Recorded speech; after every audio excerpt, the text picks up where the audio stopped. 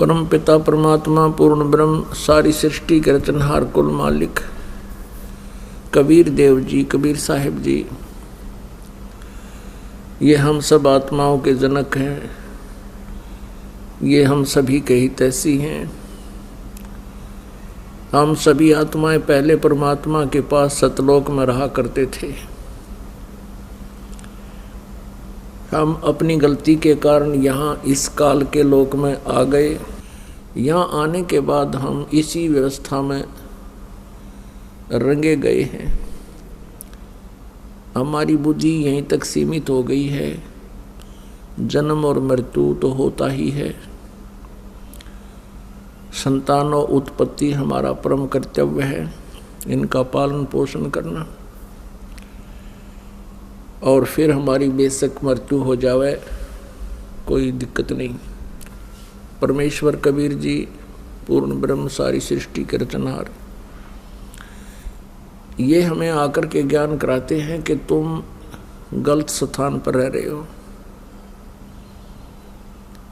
कहते हैं आगे गए न बावड़े, रहते भी सब जा, और बिन साहिब की बंदगी कहीं ठोर ठिकाना ना। कि पहले जो मृत्यु को प्राप्त हो चुके वो चले गए, और बाकी जो शेष है उनको भी एक दिन चला जाना है।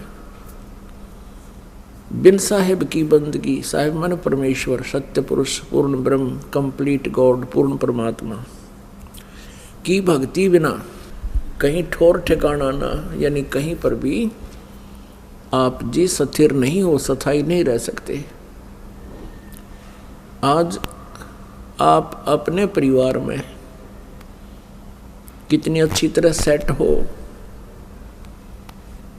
प्रत्येक प्राणी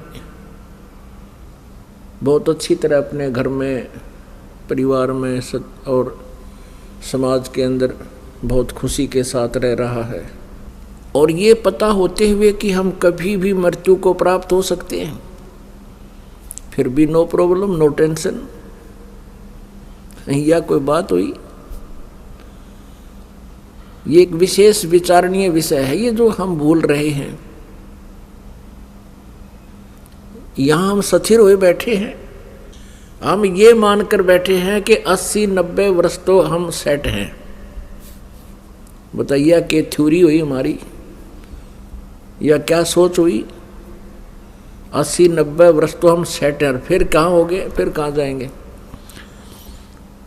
तो परमात्मा कहते हैं चलने से पहले सोच रे भाई, तुम कहाँ करोगे विश्राम।